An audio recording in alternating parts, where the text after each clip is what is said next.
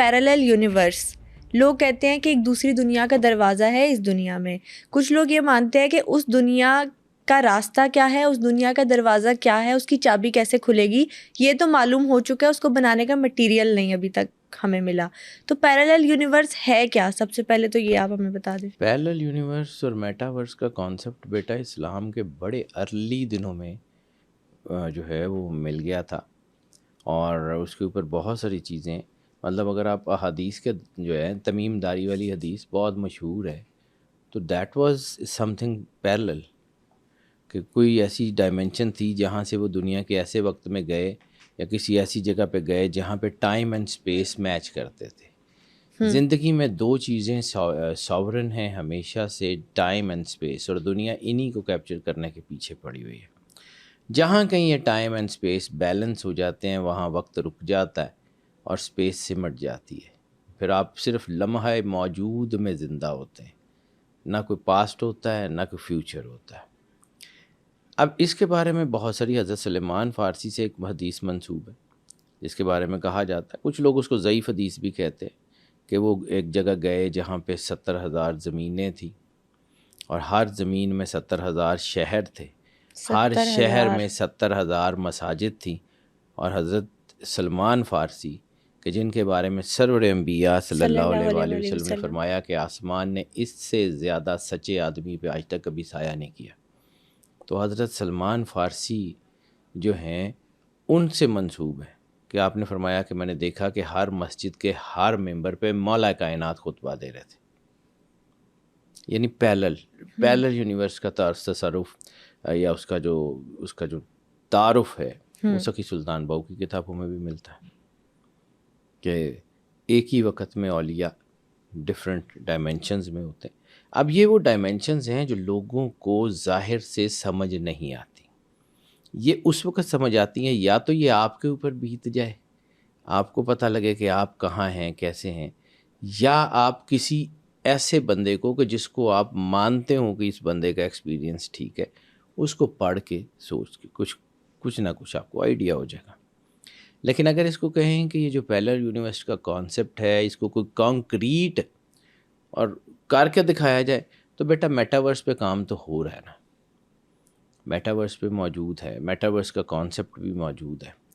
اب اس کی ڈائمینشنز جو ہیں وہ اسلام میں بیت المعمور جہاں فرشتے طواف کرتے ہیں, خانہ کعبہ ریپلیکا ہے بیت المعمور کا, عرش معلیٰ جہاں اللہ تعالیٰ کا جو ہے وہ سکونت کہا جاتا ہے, ویسے تو اللہ کائنات کے ہر ذرے میں, تو وہ جو اللہ کائنات کے ہر ذرے میں موجود ہے اس کا ایک جو سینٹر ہے وہ عرش معلیٰ.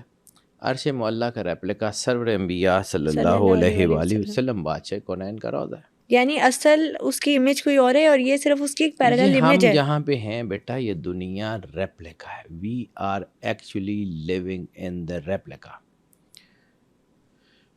وہ جو قرآن پاک جس کے بارے میں اللہ تعالیٰ خود فرماتا ہے کہ اس کو لوح محفوظ میں جو ہے وہ رکھ دیا گیا, یا اللہ تعالیٰ فرماتا ہے کہ ہم نے آسمان کو محفوظ چھت بنایا. تو محفوظ کے دو ترجمے ہیں بیٹا, ایک وہ کہ جس کو خود حفاظت جس کی جاتی ہو, اور ایک وہ محفوظ کہ جس میں آپ محفوظ ہوں, یعنی وہ آپ کی حفاظت کرتا ہو. دونوں میں نے ہیں. یعنی گھر محفوظ ہوتا ہے اس لیے کہ گھر کے اندر رہتے ہوئے آپ محفوظ ہوتے ہیں, گھر آپ کو آپ کی حفاظت کرتا ہے, آپ کی پروٹیکشن کرتا ہے. کوئی مہنگی کوئی بہت اچھی چیز ہو تو اس کو آپ سنبھال کے رکھتے ہیں, اس کو محفوظ رکھتے ہیں. تو دونوں کانسیپٹ حفاظت کے وہ ہیں جو اللہ دونوں لفظوں کو قرآن پاک میں یوز کر رہا. آسمان محفوظ چھت, یعنی آسمان جو ہے وہ اس کی حفاظت اللہ کر رہا ہے کہ وہ گر نہ جائے, اس کی ساری چیزیں, اس کا سسٹم سائنٹیفکلی بھی آسمان میں موجود سیارے زمین سے نہ ٹکرا جائیں, اس کی حفاظت کا ذمہ اللہ نے لیا ہوا ہے. اور دوسرا جو عام سا لفظ کا ترجمہ بنتا ہے کہ یہ محفوظ ہے, آپ کی حفاظت کرتا ہے, تو بیٹا اوزون لیئر آسمان کا حصہ ہے نا, وہ آپ لوگوں کو زمین پہ آنے والی تابکاری ریز سے بچاتی ہے, وہ آپ کی حفاظت بھی کرتی ہے. یعنی ذوالقرنین والی جو ایپیسوڈ ہے اس میں قرآن پاک کی جو آیات ہیں اس کی تفسیر میں یہ ذکر ملتا ہے کہ کچھ لوگ ایسے تھے جن کے اور آسمان کے درمیان میں کوئی آڑ نہیں تھی. ایک مخلوق کا اللہ ذکر کرتا ہے اور وہ کہتا ہے کہ وہ ایک ایسی مخلوق تھی جس کے اور آسمان کے بیچ میں کوئی آڑ نہیں تھی. تو اس کا ایک ترجمہ تو یہ بھی ہو سکتا ہے نا کہ دیر ور نو اوزون لیئر.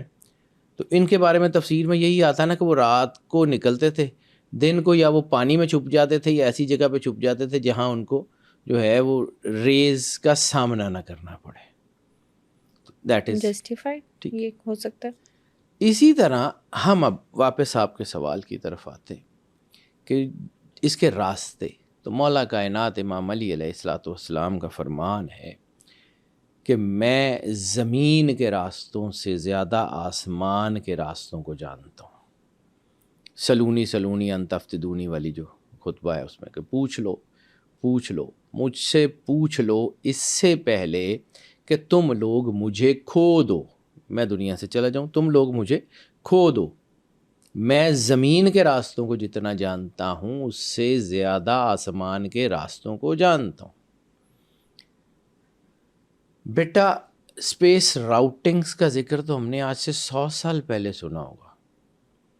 100 سال 125 سال پہلے اسپیس راؤٹنگز کا کوئی کانسیپٹ نہیں تھا کہ اسپیس کے بھی کوئی راؤٹ ہوں گے، کچھ اس راستے سے فلاں چیز جائے گی، اس راستے سے فلاں چیز جائے گی.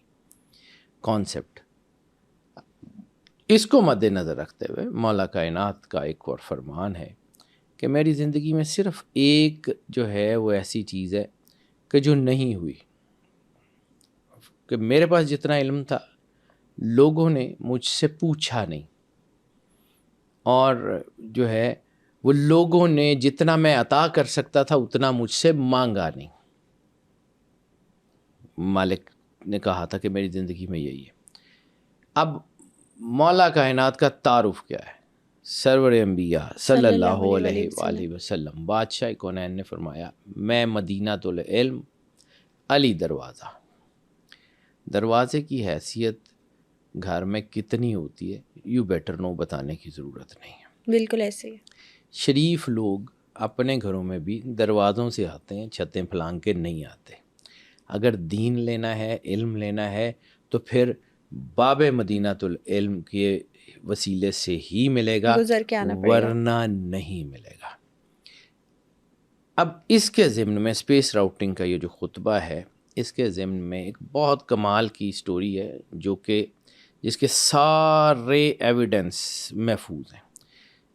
سر البرٹ آئنسٹائن کا نام سنا ہوگا آپ نے، obviously. ٹھیک ہے. He was working on a theory. تو وہ اسپیس راؤٹنگس کے اوپر اور جو ہے وہ کائنات کی چیزوں کے اوپر دیکھ رہے تھے. بڑی لمبی ریسرچ کے بعد انہیں کچھ سوالوں کا جواب نہیں مل رہا تھا. تو کسی نے ان کو کہا کہ ایک آیت اللہ ہیں، ایک عالم ہیں بروجردی نام کے. بروجردی صاحب جو ہے وہ شاید آپ کو اس بارے میں گائیڈ کر دیں. انہوں نے بروجردی صاحب کو ایک خط لکھا. پھر بروجردی صاحب نے ان کو نہج البلاغہ کا ایک جو ہے وہ نسخہ بھی بھجوایا، ان کے کچھ کویسچنس کے آنسر ہیں وہ بھی دیے. تو البرٹ آئنسٹائن نے آیت اللہ بروجردی سے پوچھا کہ آپ کو یہ کیسے پتہ ہے؟ آپ نے فزکس پڑھی، آپ نے کوئی ایسا کوئی علم پڑھا ہے؟ یعنی آپ تو بظاہر دین کے عالم ہیں، آپ کے پاس یہ کیسے آیا؟ تو انہوں نے پھر مولا علی علیہ الصلوۃ والسلام کے کچھ کوٹس کو جو دیا. پھر ایک بہت لمبا سلسلہ ہے، I'm cutting short کہ ایک بہت لمبا سلسلہ ہے البرٹ آئنسٹائن اور بروجردی صاحب کے آپس میں کانٹیکس کا، لیٹرز کا، چیزوں کا، علم کی ایکسچینج کا.